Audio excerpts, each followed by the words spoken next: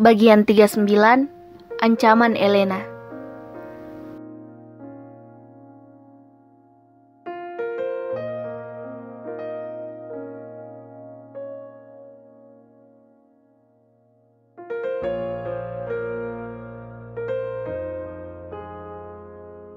Raka memerintahkan Dimas untuk mengumumkan akan ada rapat pagi ini. Raka akan menyampaikan pengumuman penting pada semua karyawan. Semua karyawan berkumpul di ruang rapat, termasuk Elena. Terlihat wajahnya berbinar. Pasti ia berharap Raka akan menyampaikan sesuatu yang menguntungkan dirinya. Dasar mak lampir. Ups. Keputusan rapat membuat Elena terperangah. Ia tak mampu menyembunyikan kekecewaannya. Elena menatapku tajam. Keputusan Raka memindahkannya ke divisi lain tentu saja di luar rencananya. Aku diminta Raka menggantikan Elena jadi sekretaris pribadinya. Kulihat Raka tersenyum puas, mampu mengambil keputusan besar itu. Selama ini, Elena lah yang selalu memberinya masukan atas semua keputusannya. Ia di bawah kendali Elena. Selama bertahun-tahun, baru kali ini Raka menyadari kelemahannya. Terima kasih Win, andaikan bukan karena kamu, aku belum menyadari semua ini. Ucap Raka sesaat setelah sampai di rumah. Aku tersenyum mendengar itu. Aku sendiri tidak percaya atas apa yang terjadi. Benarkah semua ini karena aku? Apakah ini pengakuan Raka terhadapku? Rasanya sulit ku percaya. Selama ini, Elena yang selalu mengatur semuanya.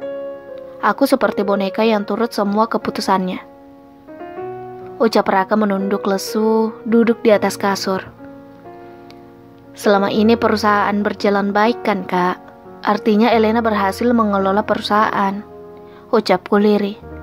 Dalam hati ku akui kesuksesan Elena mendampingi Raka. Mungkin itu sebabnya ia merasa aku adalah penghalang mimpinya untuk bersama Raka. Ya, aku harus mengakui itu. Tapi kenyataannya, ia telah banyak menipuku. Bahkan ia berhasil membuatku menandatangani pengalihan sahamku sebanyak 20% kepadanya. Ucap Raka kesal.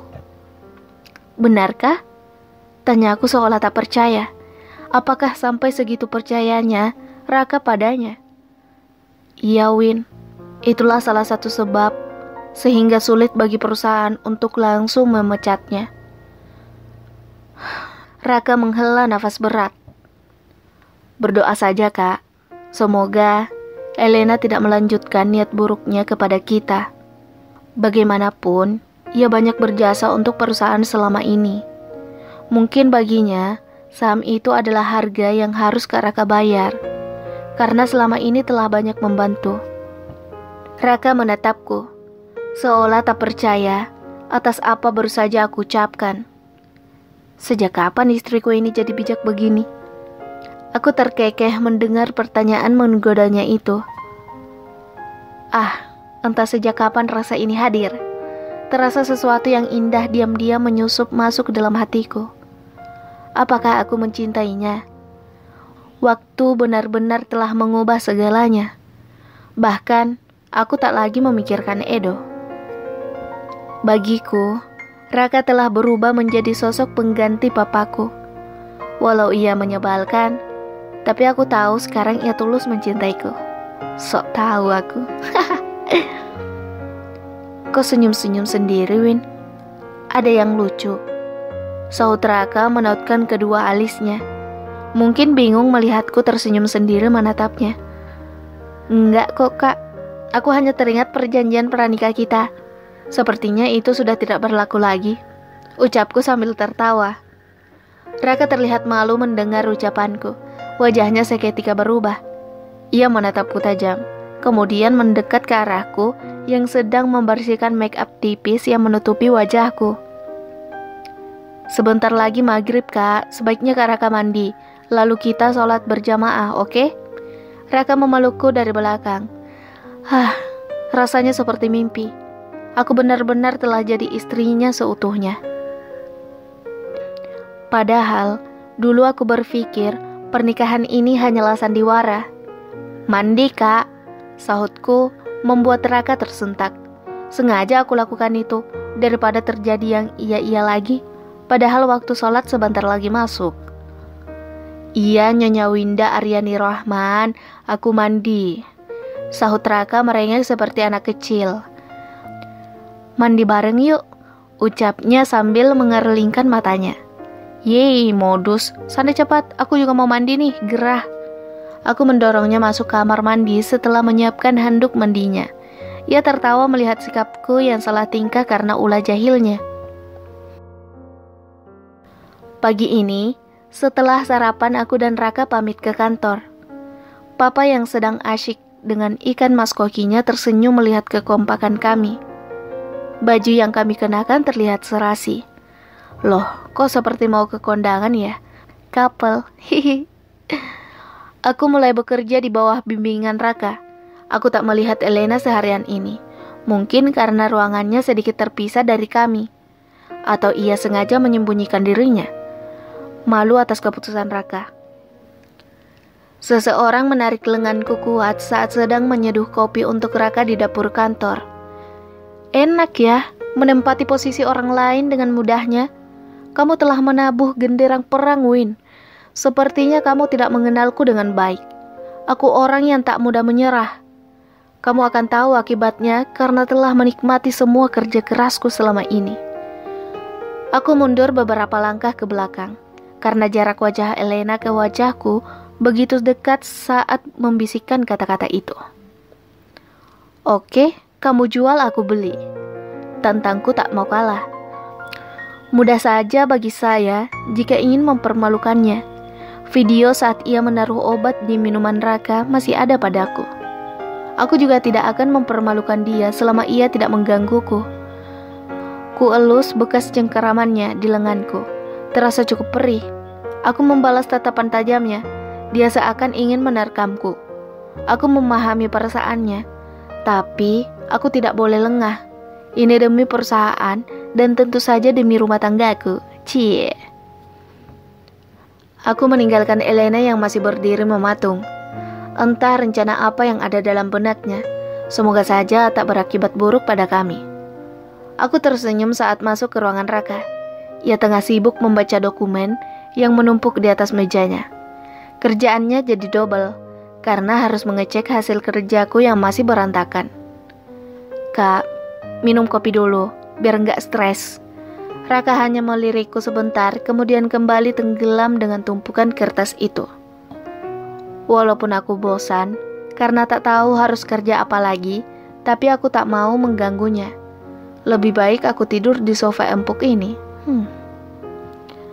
Kurasakan sentuhan halus di pipiku.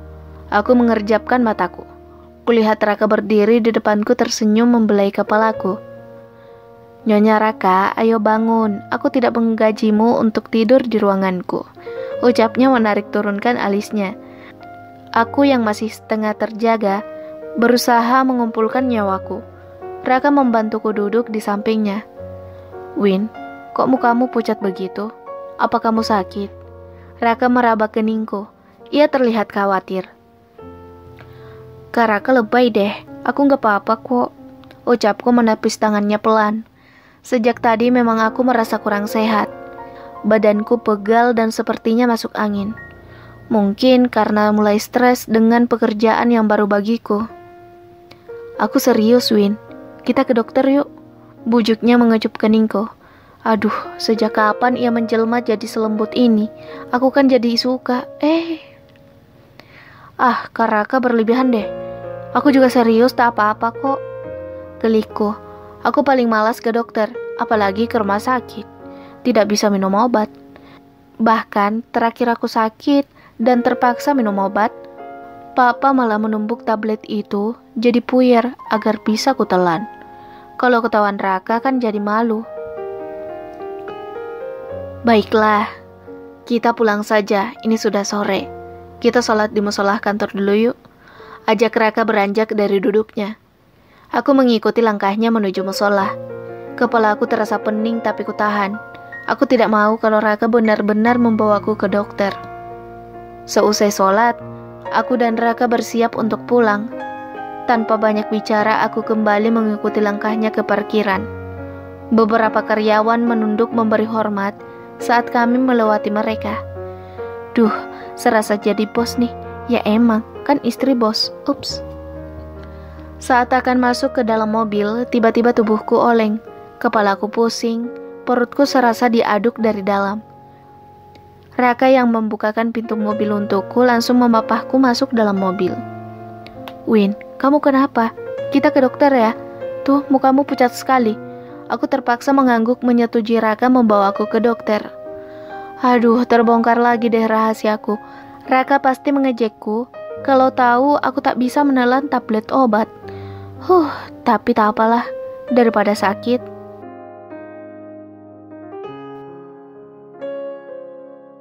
Bersambung.